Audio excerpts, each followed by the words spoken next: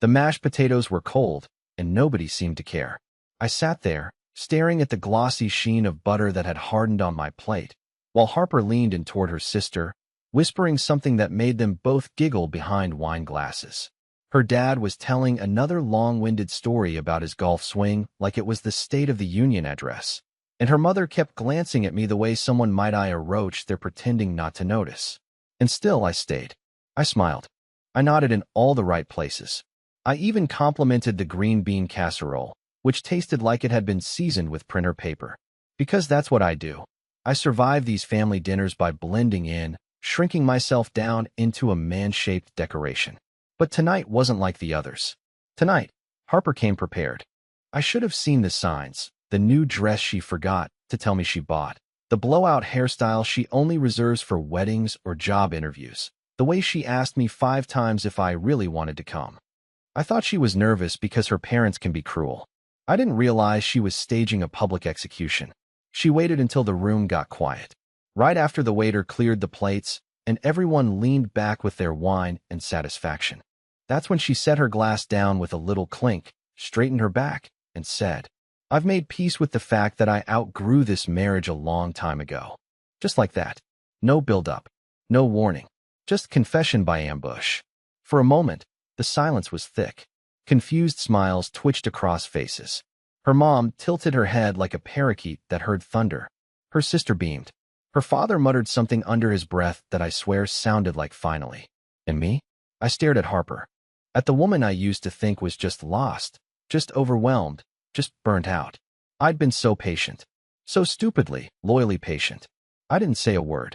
I just stood up, pushed in my chair, politely, like a damn gentleman, and walked out of that house without taking my coat or my pride. And the part that burned the most? No one followed. She didn't even blink. I drove without a destination. Just kept going, headlights cutting through the black December cold while my thoughts chased each other in circles. Her words echoed louder with every mile. I've made peace with the fact that I outgrew this marriage. What kind of person drops a bomb like that between dessert and coffee, in front of her entire family, without a shred of hesitation? I didn't cry. Not at first. I was too numb. The kind of numb that makes you think you're fine, until you're gripping the steering wheel so hard your knuckles go white, and you realize your jaw has been clenched for half an hour. I ended up in a gas station parking lot 2 towns over, just sitting in the car with the engine running and a sad little Christmas song playing on the radio. I don't even remember which one.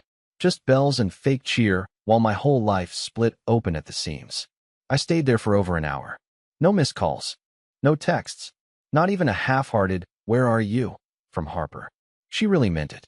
She had planned that sentence, rehearsed it even.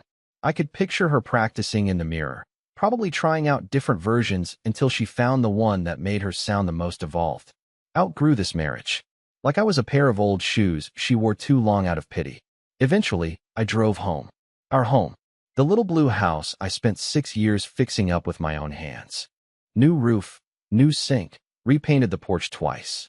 I even carved our initials into one of the floorboards in the bedroom, like some teenager with a pocket knife. What a joke. When I walked in, the place was spotless, like nothing had happened. Her car was already in the driveway. She must have left right after me, probably feeling proud of her little speech, expecting me to come home with my tail between my legs so she could finish the job and call it closure. But I didn't go to the bedroom. I went to the garage.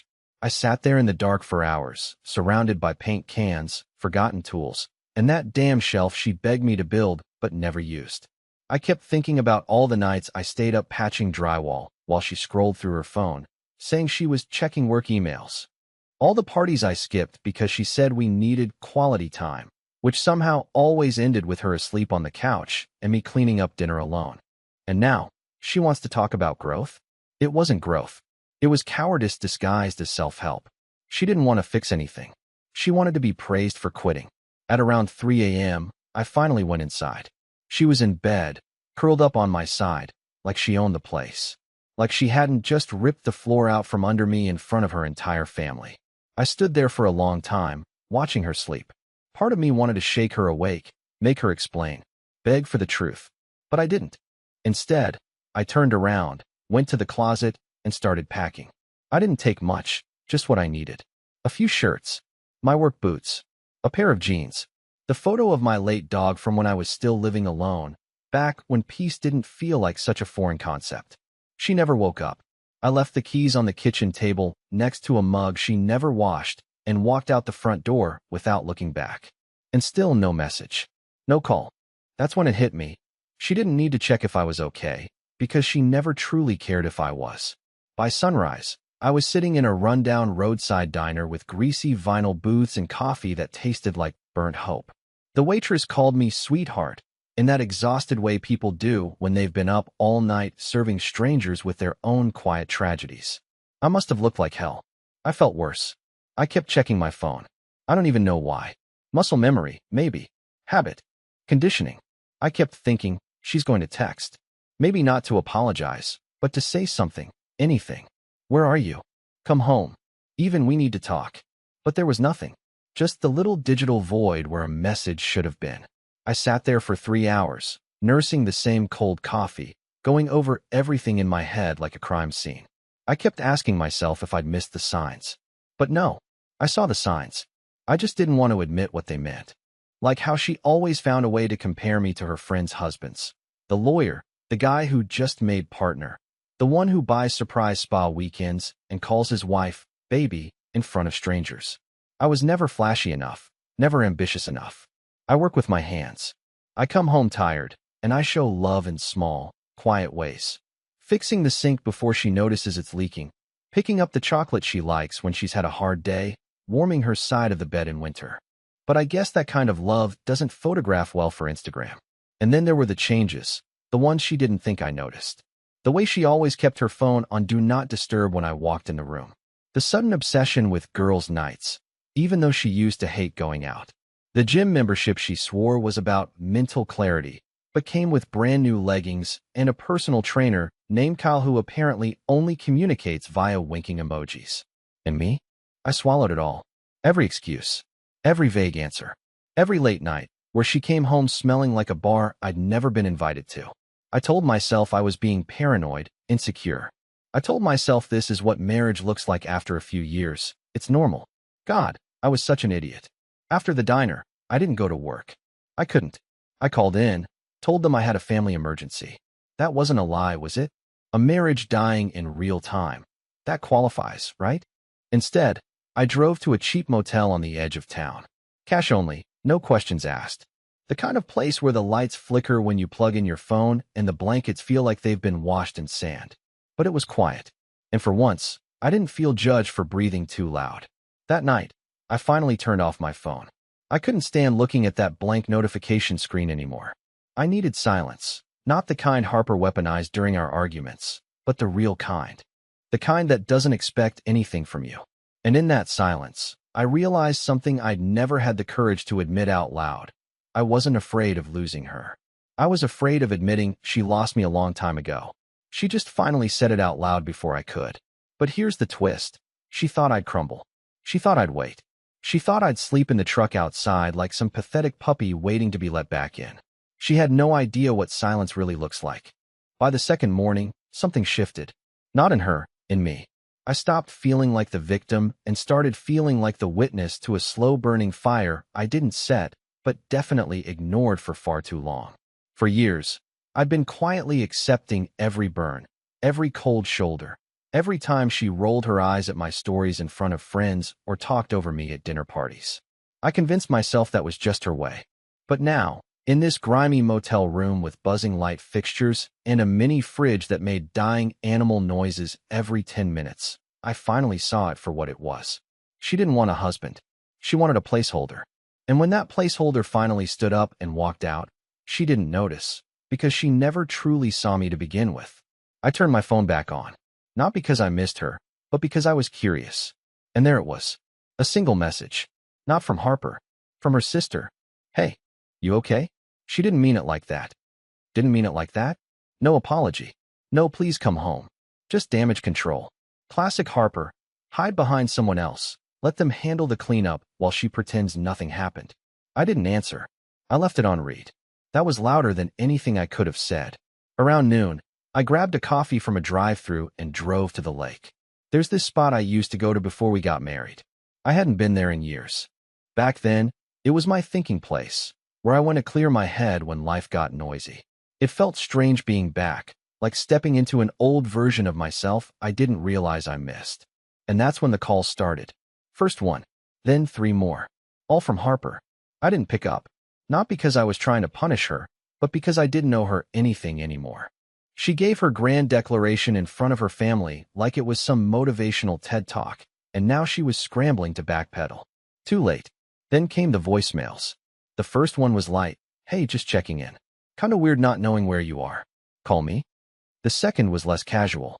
Seriously, Emery. This isn't funny. You're being dramatic. Can we just talk? By the third, her voice had cracked. I didn't mean for it to come out like that. You're twisting it. Please come home so we can talk like adults. I'm freaking out here. Oh, now you're freaking out? Now that the man you claimed to have outgrown has actually left? I didn't respond. I just sat there on that cold wooden bench by the lake, watching the water ripple in silence. And for the first time in years, I felt still. Not happy, not healed, but still, like I didn't have to chase someone's love anymore. And while I sat there in that stillness, I thought about the 100 little moments I had ignored. The way she always turned her body away from me in bed. How she laughed harder at other men's jokes. How she used to reach for my hand when we crossed the street, but stopped sometime last year and never did it again. None of those things felt big at the time, but they were. They were her slowly pulling away, while I stayed still, hoping she'd turn back. But she didn't. Not until I was gone. When I finally left the lake, I had 17 missed calls. All from her. No more from her sister. No more casual check-ins. Just Harper. Spiraling. And I realized something else as I drove back to the motel. I wasn't running from her. She was chasing the version of me she thought would never leave. That night, she showed up. I heard the knock before I even saw the car. It was soft at first, like maybe she wasn't sure if she wanted me to answer. I didn't move. Just stared at the chipped motel ceiling, heart hammering against my ribs like it was trying to escape the room. The knock came again, harder this time, followed by her voice, muffled, desperate, rehearsed, and still somehow wrong. Emery, I know you're in there. Please, we need to talk. That word hit me sideways. Now we need to talk? After she stood up in front of her entire family and declared that I was a phase she had outgrown like a part-time job in college, now it's a we problem? She kept knocking. I didn't mean to say it like that. You caught me off guard. It was supposed to sound strong, empowered. I wasn't trying to humiliate you. I could hear her pacing on the sidewalk. Her voice got shaky. Just open the door. Please. I've barely slept. I didn't expect you to just disappear. That wasn't what I wanted. That last line stuck with me. Not what she wanted. That's all it ever was with her. What she wanted. What made her feel powerful. What made her look independent and admirable in front of her shallow, corporate family. She never thought for a second what it would feel like for me to sit at that table, surrounded by people who never respected me, and hear my wife announce that I was some emotional training wheels she was finally ready to toss aside. And now she was here, crying outside a cheap motel at midnight, probably hoping I'd be the same spineless doormat who used to apologize just to keep the peace. But something had changed in me the moment I walked out of that dinner. I felt it growing, piece by piece. Every hour she stayed silent afterward, every message that didn't come until I broke the silence. I stayed in bed. I didn't speak. I didn't move. I let her knock, and call my name one more time like it was some sacred chant that used to bring me running. But not this time. Not again. Eventually, she left. The headlights faded. The engine revved. And just like that, she was gone. I stared at the door for a long time after that. Part of me expected her to come back, pound the door like in the movies, scream through tears, and confess every lie, every half-truth, every way she'd been slowly detaching herself from our life, while I bent over backward to keep it all stitched together. But no, Harper wasn't built for confession. She was built for control. And when control slips through her fingers, she doesn't chase, she recalibrates. The next morning, I woke up to an email. Subject line, can we meet for breakfast? As if this was a scheduling conflict. As if my heartbreak could be penciled in between Pilates and errands. No apology, no depth. Just an offer to talk like none of it had happened in front of 10 people and a creme brulee. I didn't reply. Instead, I booked another 2 nights. Paid in cash. No forwarding address. No note. She wanted the last word in front of her family. She got it. Now, She could sit with it. 2 days passed. No more knocks. No more calls. Just the silence she once used like a weapon, now turned against her. It was strange how quickly the ache in my chest started to feel more like relief. I hadn't realized how heavy things had been until I'd stepped outside of them. That house, that marriage, her constant mood swings masquerading as depth. I had been suffocating in slow motion for years, calling it love because I didn't know any better. But what happened next still caught me off guard. I had gone out early that morning to grab coffee. Not from the motel lobby. That sludge was an insult to caffeine, but from this little roadside cafe run by a guy named Mitch who knew how to make strong coffee and shut up about politics. I was halfway through my second cup when I got a message from a number I didn't recognize. It was a screenshot. At first, I thought it was a mistake, maybe a scam or some spammy text. But no, I opened it, and there she was, Harper, sitting in what looked like a bar, her hand on the thigh of a man I'd never seen before. He was leaned in close, whispering something in her ear. She was laughing. Too hard. The kind of laugh that wasn't casual. The kind of laugh that had intention behind it. Beneath the image, one line. You deserve to know what she's been doing while pretending to be heartbroken. No name. No follow-up. Just that. I stared at the photo for a long time, my thumb hovering over it like if I pressed too hard, the whole thing might shatter. Part of me wanted to delete it. Pretend I hadn't seen it. Pretend she hadn't already moved on while I was still sitting in motel silence, wondering if I had overreacted. But deep down, I already knew. I knew the signs, the distance, the late nights. I knew she wasn't texting her sister at 11 p.m. I knew the gym sessions weren't about mental clarity. And still, seeing it, the proof, made something snap. Not in anger, not in heartbreak, but in understanding. Harper hadn't made a mistake at that dinner. She had delivered a speech. A rehearsed performance. She wasn't panicked because she lost me. She was panicked because I didn't stick around long enough to keep playing my role in her carefully curated narrative. The loyal, boring husband she could quietly betray while still looking like the strong, empowered woman who tried her best. That picture ruined her timing. She wanted to control the breakup and the story afterward. She wanted to say, he couldn't handle my growth, and have her friends nod and say, you were too much for him anyway. But now, with that photo, the truth was out. At least to someone. I thought about sending it to her. Thought about replying with just the screenshot and no words. But then I remembered the way she didn't even flinch when I walked out. The way she said we need to talk like I was the one who owed her something. And I realized I didn't need to expose her. She was already unraveling on her own. Later that night, I got a second message. Same number. This time it was a short video. Her. At the same bar. Same guy. Except this time, they were kissing. Sloppy, messy, in public. The kind of kiss that doesn't happen unless you've already convinced yourself you're single, or never respected the commitment in the first place. This time, I did reply. Thanks. I won't be going back. I blocked the number right after. Whoever sent it, maybe a friend, maybe someone she hurt, they'd already done what needed to be done. I sat there in the motel room, the TV on mute, the city buzzing faintly outside, and I felt something unexpected. Peace. Not the fake kind I used to chase, the real kind. The kind that comes when you finally accept that some people never wanted to love you. They just wanted to be loved by someone too loyal to leave. Harper didn't lose me at that dinner. She lost me the moment she mistook silence for weakness.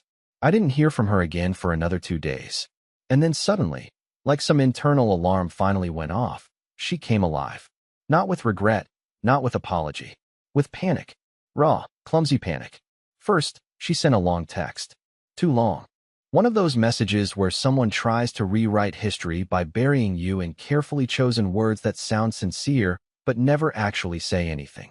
She called me unreachable. Said she felt blindsided by how quickly I gave up. Claimed that the dinner table comment had been a metaphor, and I had taken it out of context. She wanted to meet. Said we owed it to ourselves to process everything in person like adults. I didn't reply. 6 minutes later, another message. Then 10 more over the next hour. She switched tactics quickly. From concerned to angry. So you're just going to ghost your wife? After everything I've done for us? You're proving exactly why we were stuck. You're acting like a child. I watched the messages pile up like junk mail. Every one of them reeked of desperation wrapped in control. That was always her thing. She never knew how to just feel something. She needed to manage it, narrate it, perform it. Then she tried to weaponize sympathy. A message from her sister came through. Harper's a mess. She hasn't eaten. She's not sleeping. Can you please just talk to her? Oh, now I was supposed to save her from the fallout of her own performance? I didn't reply to her sister either. That night, she called me 12 times. The next morning, I got the email. This time, the subject line was different. Please don't let this be the end. Inside was a wall of text, all lowercase, like she had typed it at 3 a.m. from the floor of our bedroom. She rambled about missing my presence, about how the silence was making her question everything, about how the guy at the bar meant nothing and was just a dumb mistake made in a spiral. She admitted the photo, the one I never even mentioned, and said it was just one night, and she didn't expect to be seen. That line stuck with me. She didn't expect to be seen. And there it was. The truth. She wanted freedom without accountability. She wanted to outgrow the marriage privately, cheat quietly, and then, when she'd collected enough emotional ammo, leave gracefully on her own terms, with sympathy and validation. She never planned for a version of me who would walk away before she gave the final speech. I realized something while reading that email, and I reread it 3 times just to be sure I wasn't imagining it. She never once said she loved me. Not in the message. Not in the voicemails. Not in the barrage of texts. It was all about the fallout. About control. About how I made her feel. Not once did she ask how I was holding up. Not once did she say, I miss you. Just, I miss the way things were. And the truth was, so did I. But the difference between us? I missed the version of us that was real. She missed the version she could manipulate. I didn't reply. Instead, I packed up my things, checked out of the motel, and drove to a small cabin a friend from work had offered me months ago. Back then, I thought I'd never need it. I remember laughing, telling him, why would I need a place to escape to?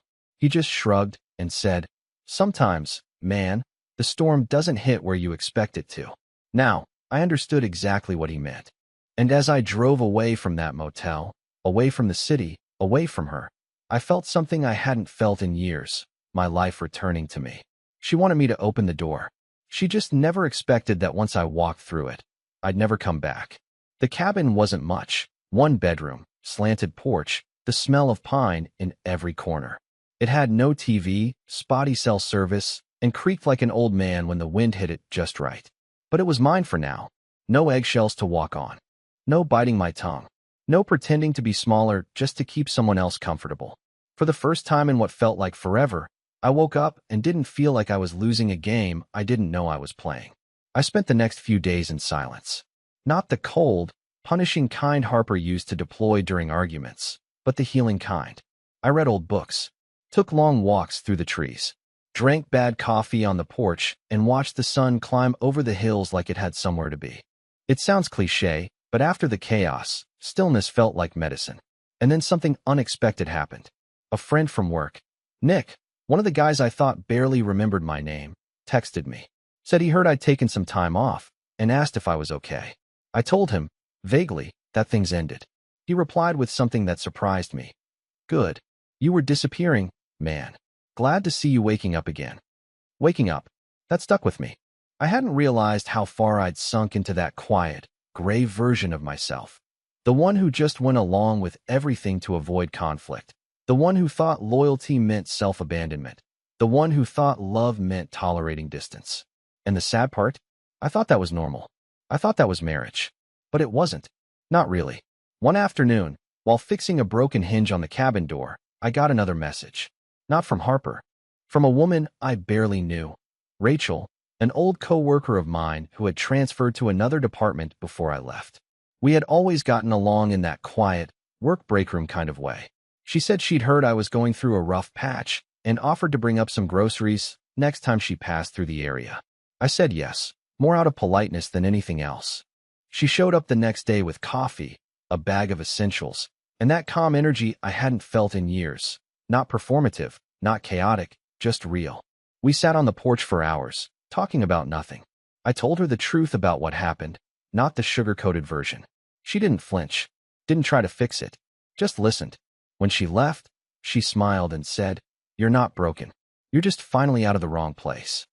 And I realized she was right. Harper did me a favor that night at the dinner table. It didn't feel like it at the time. It felt like betrayal served with wine and polite applause. But in hindsight, she set me free, not out of kindness, but because she was done pretending. And as cruel as it was, it forced me to stop pretending too. I never went back.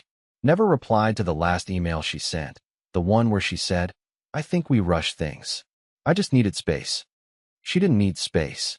She needed an exit, and she didn't expect me to take it before she was done decorating the story. Instead, I rebuilt. Quietly, patiently, honestly. And months later, Rachel and I were still talking. Still slow. Still simple. No games. No power struggles. Just two people who meet each other where they are, not where they're trying to impress from. So yeah, she said one sentence at a dinner table and thought I'd break. Instead, I finally breathed. Let her tell her version. Let her spin it how she needs to. But I know the truth. She lost someone who would have done anything to love her right. And I found someone who never asked me to beg for love in the first place.